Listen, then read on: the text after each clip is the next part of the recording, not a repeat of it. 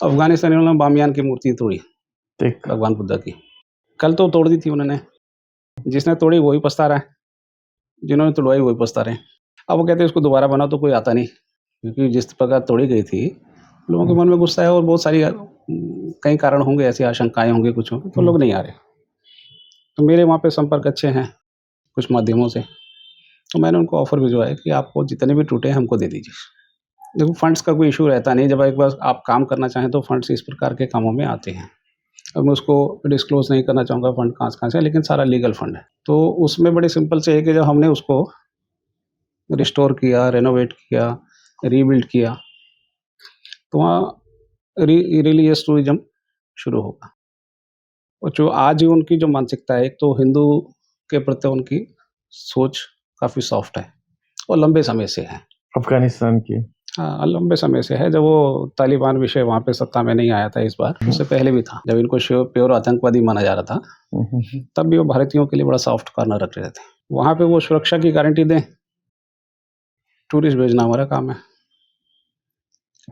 चूँकि बनाएँगे तो उसमें फंड्स लगेंगे, तो रेवेन्यू शेयर करें। आज उनको पैसा चाहिए।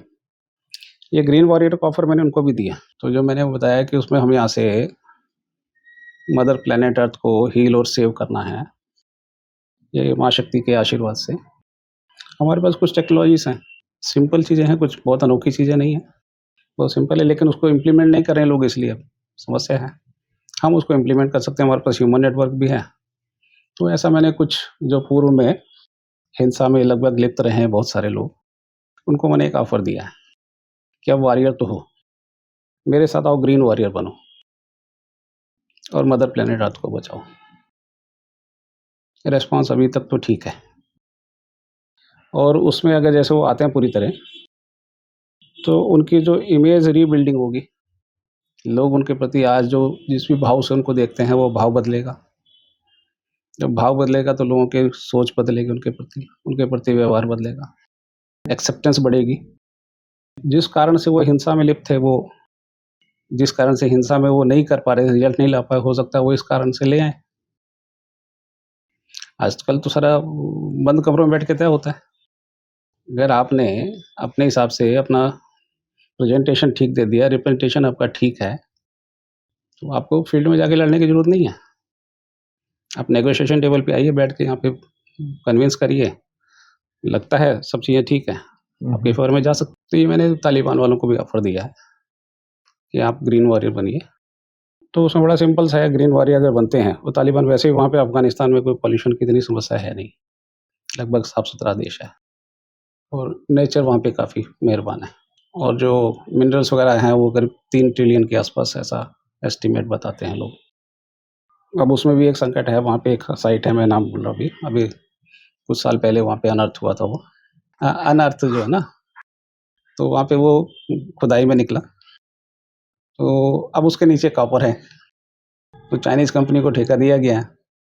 तो अगर वो कॉपर निकालेंगे तो ये जो बुद्धिस्ट निकले थे सारे 5000 साल पहले, लगभग 3000 साल से 5000 साल पुराना कुछ है, वो सारा नष्ट हो जाएगा।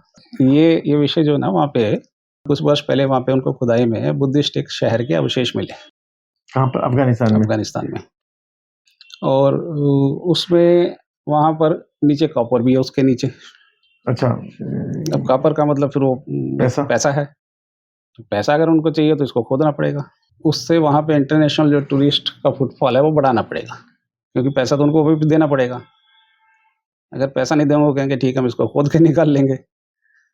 तो हमारी जो 3000 साल पुरानी या 5000 साल पुरानी धरोहर है वो नष्ट होती है। बिल्कुल। लेकिन अगर हम इंटरनेशनल टूरिस्ट को वहाँ पे अट्रैक्ट कर पाएँ, उसको प्रॉपर डेवलप करके, तो हम बचा सकते हैं उसको, उस साइट को। तो ये अल्टीमेटली जो टूरिज़्म वाला है, इसमें बिज़नेस भी है, इसमें वो भ्रमण से व्यापार बढ़ता है, भ्रमण से व्यवहार भी बढ़ता है, कल्चरल हॉलों भी बढ़ेगी, मन के भेद भी दूर होंगे। जब मिलेंगे तो सब कुछ होता है फिर, और नए ऑप्शन भी मिलेंगे। वो आपने कहा कल्चरल यूनिफिकेशन हो जाएगा। हाँ, कल्चर देखिए, सारा साउथ ईस्ट एशिया तो सारा एक ही है। भारत का ही अंग था सारा। यहाँ से ईरान भी भारत का ही अंग बोलते हैं।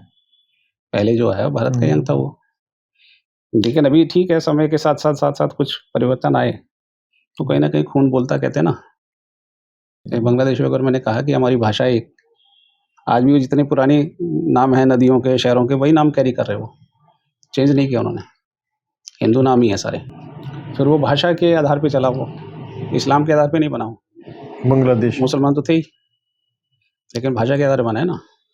तो मैंने कहा भई आप वैदिक काल से वो साथ ही थे, बीच में आपने पूजा पद्धति बदल दी और हमारी ज्योग्राफिकल बाउंड्री चेंज हो गई, इतना ही हुआ ना। दोबारा हम एक नहीं हो जाएँगे, इसको कोई थोड़ा कह सकता है कि नहीं हो सकता ऐसा। इतिहास है, करवट लेगा कभी हो जाएगा। और बहुत सारी चीज़ें हो रही हैं, वो पता भी हैं, अभी उस विषय को भी बाद में टच करेंगे, क्योंकि ये सिर्फ़ कल्चरल यूनिफ़िकेशन नहीं हो रहा है, ये सब कुछ बदल देगा।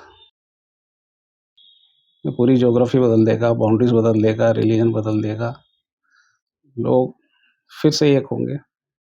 बहुत कुछ हो रहा है और ये 20-25 साल में होने वाला है।